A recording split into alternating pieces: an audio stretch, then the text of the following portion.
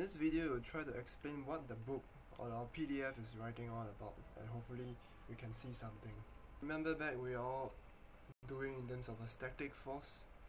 Summation of force is equals to 0. Alright? And we actually set this thing as positive and we set this thing as negative, go in this direction. Alright? So over here, this thing over here is simply stresses. These are all the stresses multiplied by the arc length times dz. If you were to go into 3D, then this thing over here, it's dz. Okay? So in fact we will just multiply with dz first and see how it goes. So I'll just put a dz over here. I have a minus over here, minus sigma rr. Alright, this whole thing over here is the stresses, is your radial stress acting against this side. Alright, well you also have an arc length of r. Alright, the r times this d theta, which is, you'll get this particular arc length over here. Alright, and therefore this is your arc length. And multiply by dz also. This is dz. Okay? And therefore we have an area over here. The same thing. And then minus, because this thing is going into this direction. So there is 2 sigma theta theta. Alright, these are all the stresses in two sides. Alright, it's both going in this direction. Alright, so they are negative. We also have a theta. If you just take a look, theta is this angle. This is theta. Alright, and it's actually splitting all across. Alright, so half of the theta belongs to this side. Half of the theta belongs to this side. As you can see, if you just take a look, this is half this portion over here. If I zoom in, this half of it is theta over 2, and the other half will be theta over 2 also. And therefore if you have to extend, well, all the way extend to here, right, this is still theta over 2. And we have also, if you were to extend all the way up to here, alright, if I were to just draw it out, this is also theta over 2. Okay? And then this is the angle over here, 90 minus theta over 2. Right, because this is a right angle minus away theta over 2, you will have this angle over here. And this is and this angle is theta 90 minus theta over 2, while this arc length over here, alright, is actually your adjacent. Alright, while this piece over here, which is your dr, is your hypotenuse. So it's a over h equals to cosine 90 minus theta over 2. And you may wonder, my stress is acting over here. I should be forcing this area over here. Why am I calculating this? Because you are writing this in terms of this one. Because all of the previous stuff that we have written, alright, the first one that we have written over here, which is the arc length, is talking about this piece over here. It's talking about this side. Then for this arc length also here, we're also talking about this side. They are all in the same axis. So if you want to do things with the same axis, you're gonna translate this one into this one. Alright? I may be wrong over here, but this is how I understand. And therefore from here, we see that AH is equals to this. And therefore I'll just bring the H over here. If you find this familiar, this is actually the same thing that I'll do in the previous part of other videos. The adjacent, which is our arc length over here, alright, is equals to this one.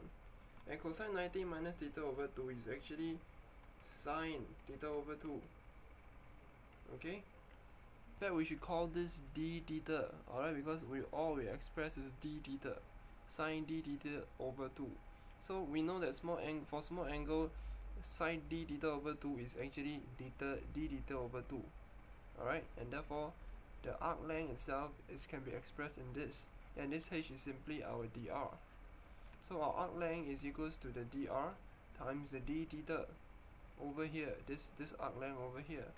And so we know that this is the arc length, we still need to multiply with its own area. Alright, this is dz, so you need to multiply with dz also, right? And therefore dz over here, and instead of a, we will just write as area. A is the arc, area is the area, that's what I mean. So we have found the area. Now, how? Therefore, we will have this one, the stress, and your d theta over 2.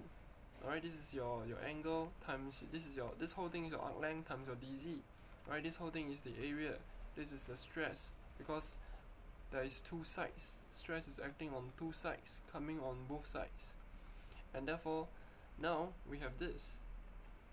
And because this 2 and 2 cancel out, we have sigma theta theta, d theta, and dr dz.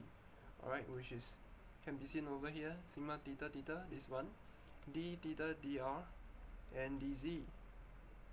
Let's put dz over here, and it's equals to 0. And therefore you can see this dz is over here, there's dz over here and dz over here. They are all in each of their own terms, so you can cancel off the z. Alright, they can cancel off, and then you can bring all this term to the other side. Alright, once you bring all this term to the other side, you will have this equation over here.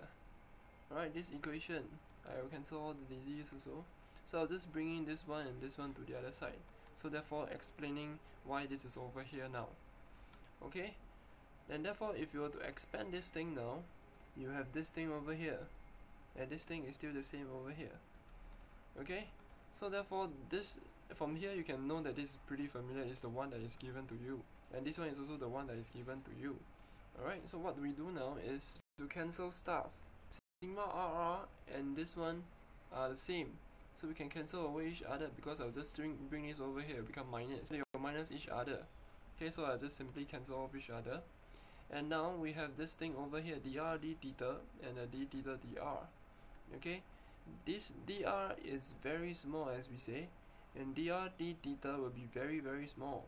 So comparatively to d theta, which is just a very small, alright, this is a 2 degree, this is a 1 degree, and this is why they say ignoring the third order term. Alright, this is in fact the third order term. Alright, this is also the third order term, while this is only a second order system. Okay, my fault. Why is it my fault? This is the third order term. This is very very very small. Very very very small. This is only very very small. This is very very small. Alright, this is also very very small. So this over here is very very very small, and therefore we can cancel it all the way. Alright, cancel.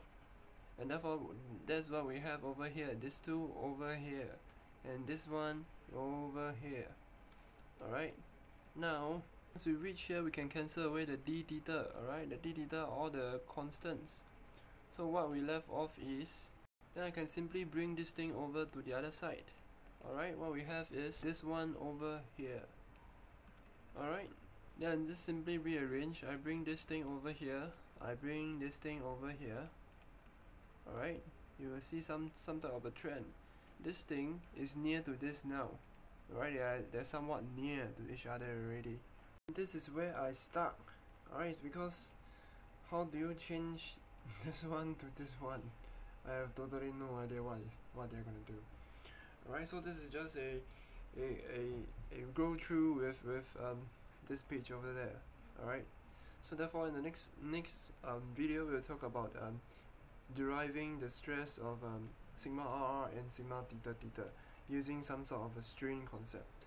Alright, so see you there.